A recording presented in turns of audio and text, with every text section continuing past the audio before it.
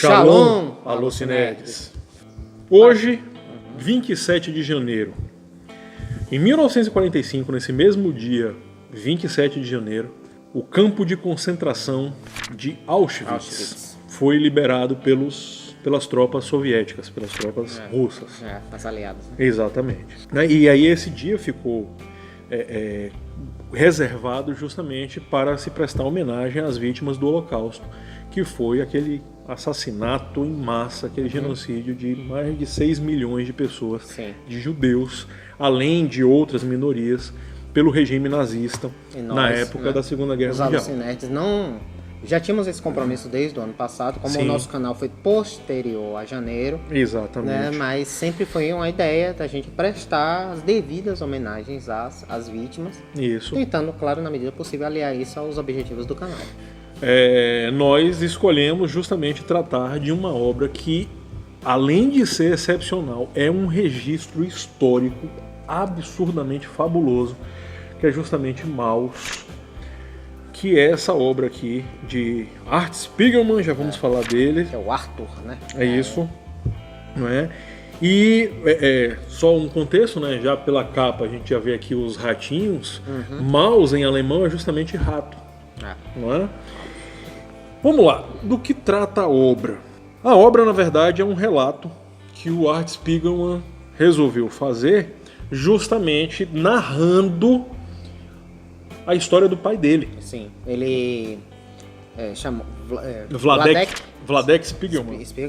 Ele solicitou ao pai, né, já idoso, que revivesse sua experiência ali, que ele nos campos de concentração, toda a experiência, na verdade, desde a desalocação deles, pré-guerra, né? Então ele narra que a história das suas propriedades, tudo. Ele fez uma compilação dos relatos do pai e transformou isto numa obra, né, de quadrinhos, na época publicada de forma seriada. Isso Na verdade, ele começou a publicar, ele levou 11 anos publicando a história toda, né? Picotada. Isso, pedacinhos com intervalos. Isso. Né? Ela foi publicada de 1980 a 1991. Sempre na revista Raw, que era uma revista meio underground.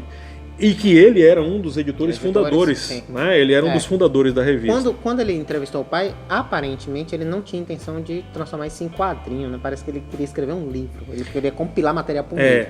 Mas aí a ideia foi evoluindo. Ele era um fã de quadrinhos, né? Ele era entusiasta dos quadrinhos. E aí ele acabou depois fazendo isso em 2 volumes, né? Ele compilou, na verdade. Ele foi lançando em 11 anos. Né? Que dá pra ver isso, que é bem São 300 páginas aproximadamente. Né? Mas... E aí ele acaba fazendo uma compilação dupla. Né? A primeira compilação ele lança em 1986 com o título Maus, a história de um sobrevivente, e tinha um subtítulo. Exato, e tinha um subtítulo, que era Meu Pai Sangra História. Isso aí sim. Não é? E o segundo volume, que seria a segunda parte da compilação, ele só vem lançar em 1991, que é justamente Maus 2. E o subtítulo, E Aqui Os Meus Problemas Começaram. Que são capítulos dentro dessa compilação. Exatamente. Essa que nós temos. Então são capítulos dentro desses dois. Aqui, na verdade, são os 2 volumes com todos os seus capítulos. E para você ganhou o prêmio Pulitzer. Olha... Em 1992, quer dizer, em 91 ele saiu a segunda parte, e já em 92 ele ganhou o prêmio Pulitzer. O prêmio Pulitzer, na verdade, é talvez um dos mais importantes prêmios jornalísticos e de literatura. Isso é que eu achei interessante, e porque foi mostra a seriedade que a obra foi dada. Um quadrinho ganhou. Nunca aconteceu isso, eu não sei se de lá pra cá isso já aconteceu de novo. Eu não tenho notícias. Mas para vocês verem o peso dessa obra, não é? Porque... como eu falei no início, isso aqui é um relato histórico, isso aqui é uma aula que é dada, não é? E vamos lá, né? Entrar em alguns aspectos internos da obra.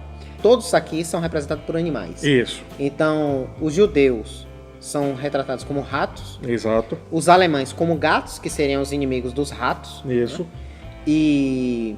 E aí tem uma relação interessante, né? Que às vezes o gato ele persegue o rato, mas sem nem saber por quê. Sim, até dando a ideia de que, fato, alguns alemães eles estavam seguindo as ordens mas porque eles tinham que seguir, por serem soldados, não é? Então, é porque aqui tem um contexto, uma discussão muito grande aqui em relação cabe a isso. Um adendo histórico, né, dentro dessa fala de Youssef. Para quem não sabe, e é bom que pesquise isso aqui, porque é um marco realmente cruel, mas que a gente tem que ser conhecido para que não se repita, exatamente, né, da história mundial, né, pela essa questão não só da Segunda Guerra Mundial, mas sobretudo desse aspecto nazista que infelizmente ainda persiste mesmo no mundo contemporâneo, quase aí 60 anos depois da guerra, e nós ainda temos células nazistas, pensamentos neonazistas, inclusive aqui no Brasil. Exatamente. Mas dentro dessa linha do que Youssef falou, o Estado nazista, ele foi um Estado absolutamente legal. Então toda a expropriação, todas como é que eu vou dizer, as atrocidades que foram cometidas contra os judeus, infelizmente, eram respaldadas pelo Estado, porque haviam leis que determinavam todo esse tipo de tratamento, inclusive a criação de guetos, o confinamento da população e o extermínio em massa, o genocídio. Voltando, então, os alemães como gatos, os poloneses como porcos... Os poloneses não judeus, não é? Isso, porque se fosse judeus, era judeu, independente da nacionalidade, era retratado como rato. Os franceses como sapos e os americanos estadunidenses como cães, porque eram os inimigos dos ratos. Isso. Ou dos gatos. Dos gatos. Né? O quadrinho inteiro, a obra inteira, é ele entrevistando o pai, de fato. Sim. Então mostra a relação dele com o pai. Ele é contado de um ponto de vista dual. Isso. E dentro desse relato tem o flashback. Então você vai ver o quadrinho onde está lá o Ratinho representando o Art Spiegelman, o Ratinho representando o pai dele, o Vladek. Eles, inclusive, mostra a relação deles. Era uma relação muito difícil. Dificílima. O pai dele aí cabe várias interpretações, se são traumas de guerra, enfim.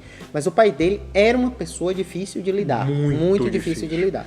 E talvez tenha se tornado mais ainda pelos traumas. Exato, pelos traumas que foram herança cruel, né? De tudo pelo que ele passou. Sim. Então, ele é uma figura caricata, né? É retratado aqui, mas o próprio Art fala que ele era uma figura bem retratada, aquele judeu avarento. Isso, sovino, avarento, mesquinho.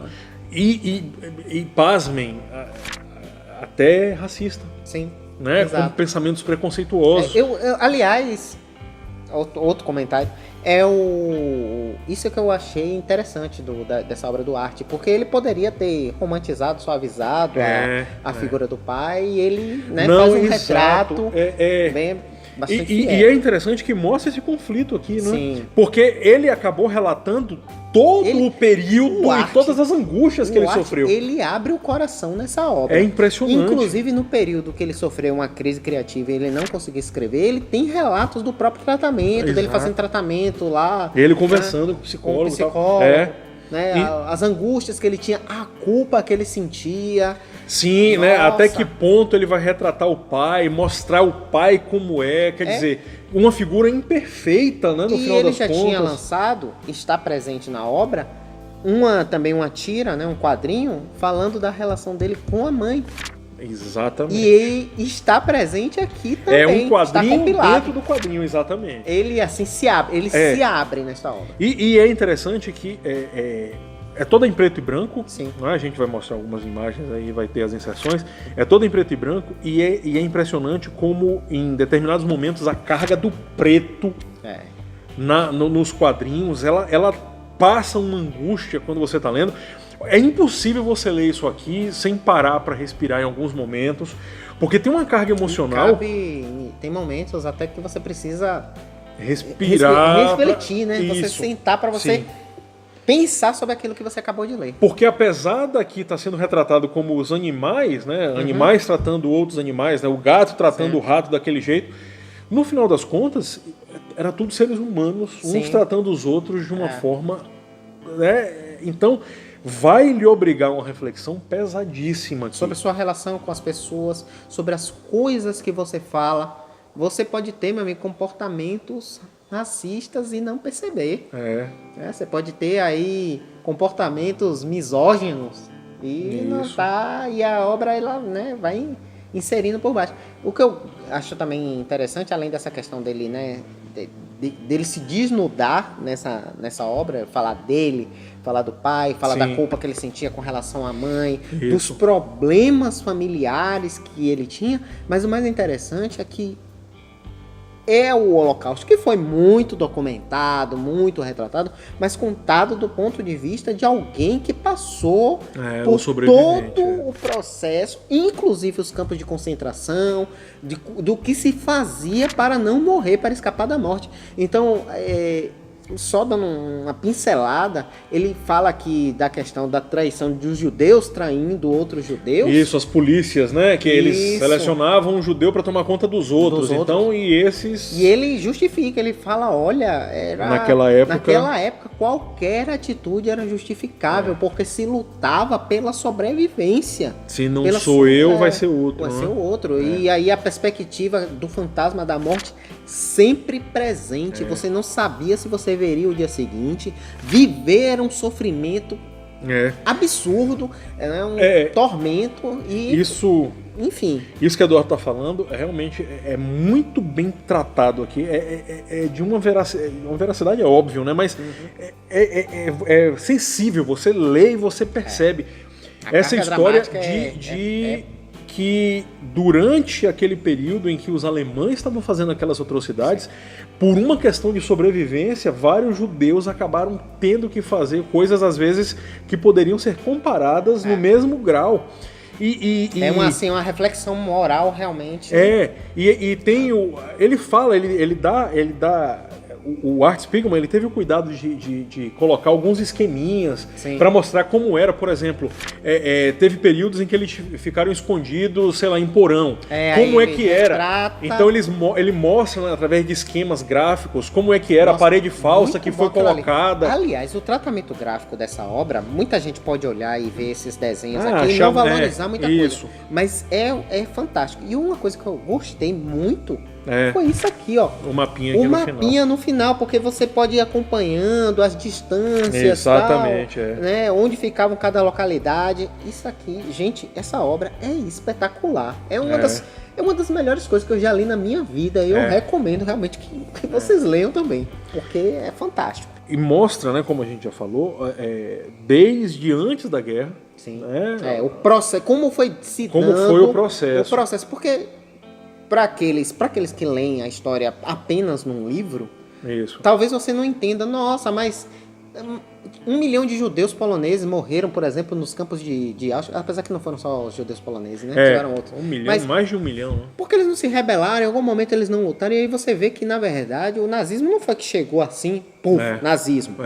Não, foi um processo paulatino, né? Primeiro foram expropriando alguns judeus, né, algumas atitudes isoladas. Depois e desde que o Partido Nazista chegou ao poder, em 34, 35, por aí... Os judeus, inclusive, nem foram as primeiras vítimas, né? Os primeiros foram os alemães, ou os russos.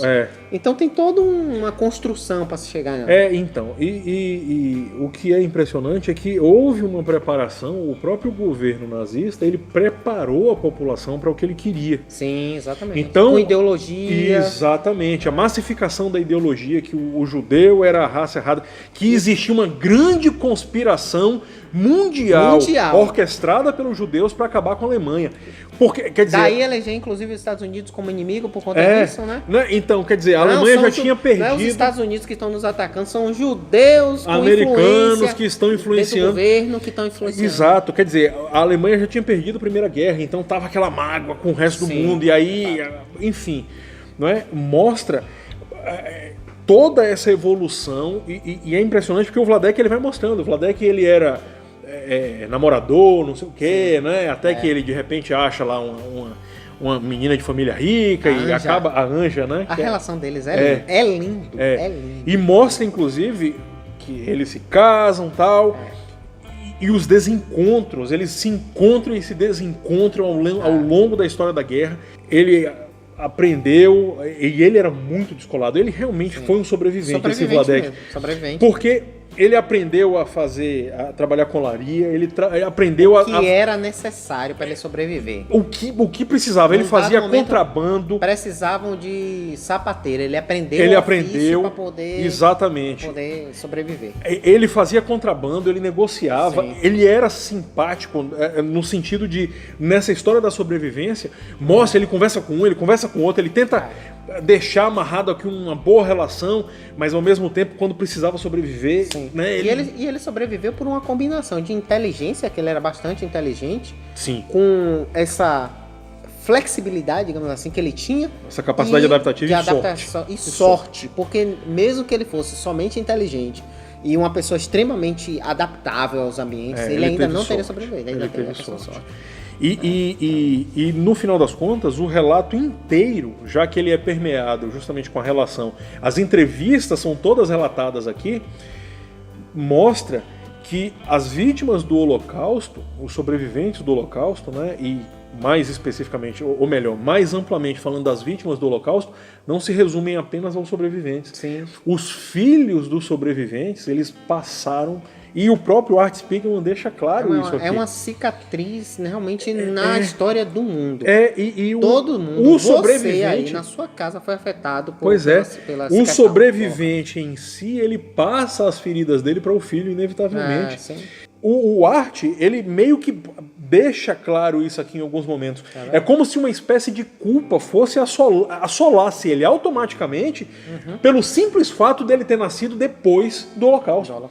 Dele já ter sido, dele ser um judeu que nasceu pós Segunda Guerra. Sim. Então é como se ele já fosse culpado por aí. E a história dele tem um detalhe em particular, porque ele tinha um irmão que morreu na guerra. Sim, exatamente. Então, uma criança, o irmão dele tinha 4 anos de idade na época do Holocausto e morreu. Então, tem toda essa questão dessa relação dele, inclusive com esse irmão que ele não conheceu.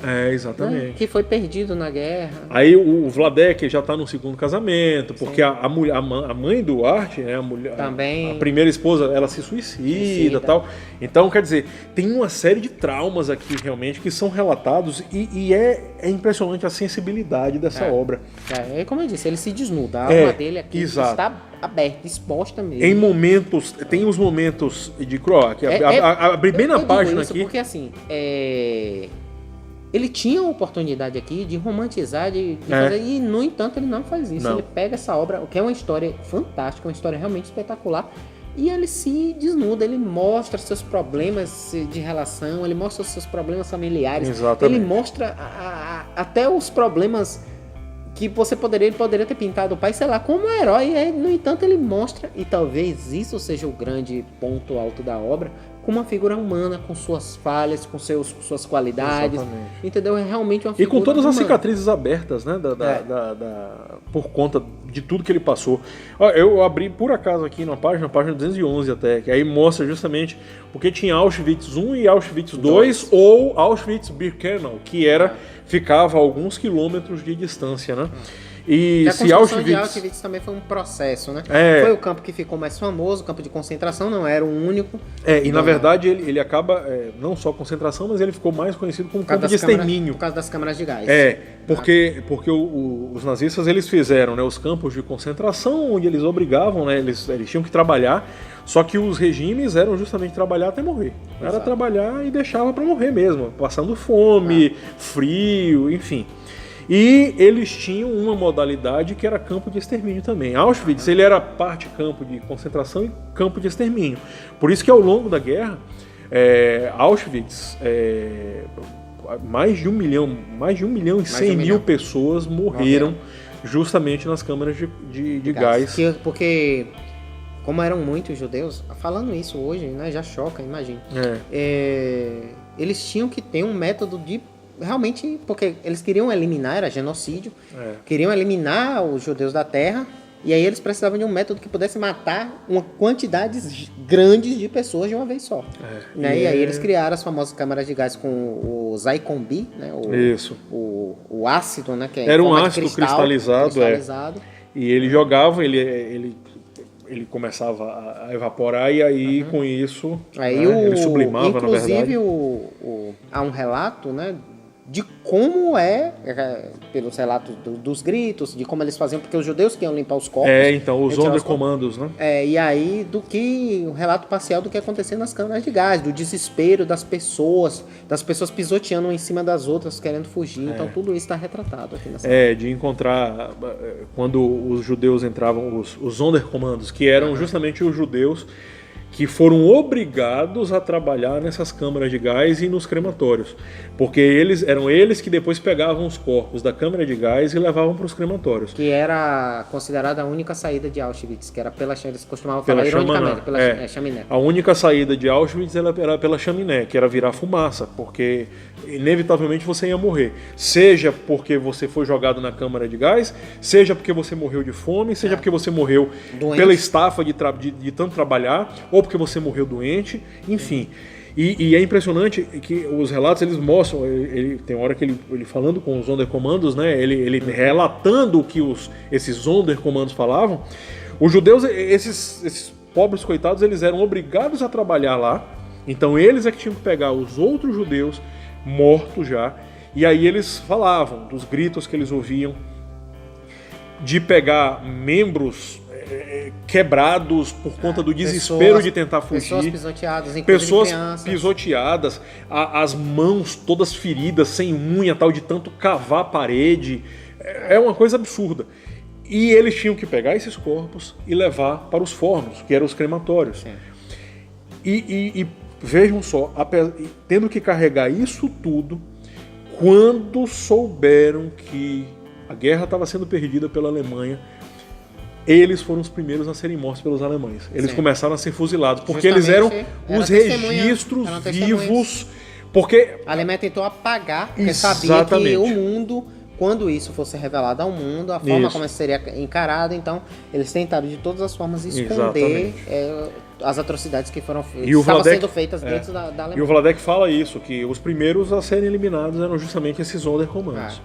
Gente, se vocês forem buscar realmente referências nossa, há quem diga que tá massificado demais, mas é como o Eduardo falou lá no início. Não tá. Gente, é necessário sim olhar com atenção. A história ela tem esse papel. Isso. Você tem o dever de estudar a história justamente para que a humanidade evolua, para que essas coisas não aconteçam de novo. Exato. Porque assim como o nazismo, assim como os governos, a tendência é de você viver ciclos se você não estudar os acontecimentos passados.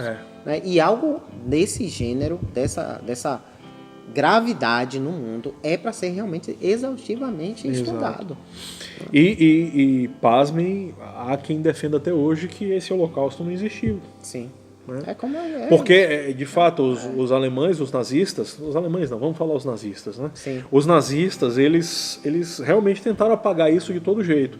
Então eles queimaram muitos documentos, eles apagaram muita gente, eles mataram muitos desses Sonderkommandos, justamente porque eles eram os registros. E à medida que a guerra foi sendo perdida, e aí mostra isso, quer dizer, eles esvaziavam os campos de concentração e pegava quem estava vivo, quem estava vivo só não, quem estava vivo e tinha forças para andar, quem estava fraco, eles simplesmente deixavam para trás, ou eles matavam, ou para não gastar munição, porque a coisa já estava mais complicada, eles largavam a própria sorte, trancados no campo, com fome. Muitos morreram de fome. Muitos, nossa. Trancados em vagões de trem, por exemplo. Jogavam as pessoas lá e simplesmente fechavam e iam embora. Exatamente. Não é? Então, gente... E há relatos de pessoas que passaram semanas nessa condição, fechado dentro de um vagão de trem. O Vladek, ele deu uma sorte porque ele tinha um lençol fino grosso, que ele conseguiu... exato, bem grosso, ele fala que era fino, só que ele não tinha mas já muito estava peso. bem magro. Aí ele conseguiu prender no teto, então ele conseguiu ficar acima das outras pessoas. Isso. E deu a possibilidade a ele de pegar neve, era inverno, na janela, e aí ele podia beber a água. Pra beber água. Só por isso ele sobreviveu. Que era um vagão de animais, então ele prendeu esse cobertor nos ganchos que estavam lá para carregar um pedaço de carne, etc. Olha que coisa. Gente, e assim, deixei separado aqui 2 obras. Uma, O Menino do Pijama Listrado, que tem filme também. Tem, John Bond. Gente, isso aqui, eu me arrepio só de lembrar aqui da leitura que eu fiz. Aqui eu li muito rápido. Inclusive o filme também é bem impactante. Mas é impressionante. Tá? Tem filme. Tem o filme. Tem um filme. Tem o filme. Tá? Então fica aqui uma sugestão de leitura. Sim.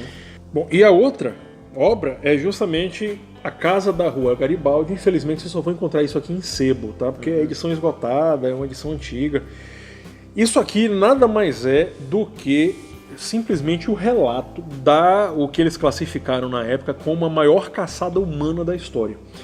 Isso aqui é um tanto quanto romantizado, mas na prática isso aqui é a compilação dos relatórios justamente desse Yasser Harel, que era o antigo chefe do Serviço Secreto de Israel, o antigo chefe do Mossad. Sim. Isso aqui, em 1960, eles descobriram simplesmente onde estava escondido, simplesmente, talvez, um dos nazistas que mais representavam um terror para os judeus, que foi justamente o Adolf Eichmann, que foi o membro da SS, que foi designado pelo Himmler, né, pelo próprio Himmler, não Hitler, tá? O Himmler, que era o chefe, o cabeça da SS. A SS era considerada uma espécie de polícia, né? Uma força. Era a tropa de elite, digamos assim, né? E ela era a única que era considerada que tinha a crueldade necessária para lidar com os judeus. Exatamente, para vocês verem. Vocês terem noção da história. Era temidíssima, assim, pelos judeus, a SS, justamente porque ela foi Eram eles que tomavam conta dos campos. Ela foi concebida para isso. E mostra justamente a busca, a caçada ao Adolf Eichmann, que foi o responsável, foi quem ficou responsável por executar o que eles chamaram, pasmem, de a solução final para o problema judeu. Que era justamente exterminar. Né? E como fazer isso. Então, esse indivíduo, ele foge, ele consegue fugir, e ele vai se esconder na Argentina. E aí tinham vários espiões. Muitos. Inclusive isso o próprio virou um problema histórico. Muitos nazistas, eles tiveram que sair da Europa, porque houve, claro, né? O regime foi lá. Então houve uma caçada com a união dos aliados ali, justamente na Europa. Então muitos deles fugiram para o Novo Mundo, aqui para a América, como forma de, sobretudo para a América do Sul. Porque os Estados Unidos também foram responsáveis pelo... Né, estava do lado dos aliados. Então muitos deles vieram parar aqui. Os americanos, inclusive, foram quem conduziram o julgamento de Nuremberg, né? Exatamente. Lá por conta de todos os presos políticos que eles conseguiram, os nazistas, que eles ainda tinham conseguido. E foram por conta disso que se disseminou, alguns deles conseguiram disseminar a filosofia nazista na América do Sul. Sim. Muito deles foi implantado assim. Então, aí mostra justamente o relato todo cuidadoso, né? Como foi a operação do início ao fim. É impressionante. Se vocês tiverem a oportunidade de se deparar com uma edição dessas aqui em algum sebo, alguma coisa, olha, comprem, porque vale muitíssimo a pena. Normalmente você compra barato. Isso. Tá? Que é justamente A Casa da Rua Garibaldi. Eu vou fazer uma recomendação, e você fez uma recomendação de dois livros. Eu vou recomendar dois. Um já foi falado aqui, que é justamente O Menino do Pijama Listrado. Né? O outro é A Lista de Schindler. Porque também todos dois são espetaculares. E eu não sei se ainda estava disponível. Ambos estavam disponíveis no Netflix até pouco A tempo Lista de atrás. Schindler não está mais. O Menino do Pijama Listrado, eu acredito que sim, mas A Lista de Schindler, infelizmente, não. É uma pena, porque é uma obra espetacular. Liam Neeson ali, né, interpretando o Schindler, que era um industrial alemão que simpatizava com os judeus, e ele utilizou seu dinheiro, quase faliu, tentando empregar judeus em sua fábrica como forma de protegê-los do regime nazista. Conseguiu salvar vários. Nossa senhora. O final é tocante. É de chorar. Assim como ele... e aí, se você for no Netflix, tem um documentário... Auschwitz. 8 episódios. Isso, falando lá do campo de concentração. E aí fala de toda a história ao redor. Sim. E mostra, tiveram oficiais nazistas que fizeram isso, que eles não concordavam e aí simplesmente eles usaram do poder que eles tinham, o poder hierárquico, para poder tirar os judeus e salvar, enfim. Você vê que alguns conseguiram se safar. O Vladek, ele teve que viver a guerra inteira. Realmente, dentro daquele regime, ele consegue fugir durante um bom tempo. Boa parte da família. Exatamente. Filho, sogro, sogra. Inclusive, alguns relatos dele realmente tocantes. Que ele fala, por exemplo, quando ele fala do sogro, ele é meu sogro, milionário, nem o dinheiro salvou ele. Era milionário, mas morreu como uma pessoa comum, indigente, enfim. E aí você vê, ele sobrevive à guerra e veio morrer em 18 de agosto de 1982. Então fica aqui a recomendação. Graças ao filho, essa história Exato. tocante. É um relato histórico, veio tem pra gente. Peso. Né? E veio numa forma assim espetacular. Recomendadíssimo. Né? Há uma curiosidade que eu queria falar sobre Maus. Para quem assistiu o filme Capitão Fantástico, eu não vou lembrar agora exatamente a minutagem do filme, mas tem um dado momento que o personagem do Viggo Mortensen, ele está na sala com a cunhada e ele levanta, ele está com a edição de Maus embaixo do braço. Então, dê uma olhada lá, uma conferida. Um outro filme muito bom também. Um outro filme muito bom, que ele questiona vários desses conceitos que a gente tem de sistema formal de educação, a forma de encarar a vida e tal. E uma das leituras, nossos feriados, inclusive, e uma das edições que ele usa como o arcabouço intelectual lá do personagem Viggo Mortensen, ele lê Maus. Só para vocês terem uma noção aqui, o The Times escreveu isso. Spiegelman retrata os nazistas como gatos, os judeus como ratos, os poloneses como porcos e os americanos como cães. Todos são terrivelmente humanos. Gente, não tem mais comentários para falar. Fica aqui uma super recomendação. Compre. Vocês têm que ter isso aqui. É aquele tipo de obra que a gente fala. Não vai melhorar você. Não é só uma obra que vai lhe divertir, que é divertida. Ela é muito divertida. Tem as passagens, sim. Mas além de um relato histórico que eu acho que qualquer ser humano deveria ter isso dentro de si, deveria ler, deveria pensar sobre essa obra, vale uma grande reflexão. É uma obra que vai te melhorar como pessoa. Essa aqui vai. Exato. Então, leia Maus. Ficam aqui a recomendação, Maus. Então é isso. História completa. Um grande abraço para vocês. Mais um shalom. Shalom. Paz a todos. E que Deus ajude para que isso nunca mais aconteça com quem quer que seja nessa face dessa terra nossa. Valeu, abraço, gente. pessoal. Um grande abraço.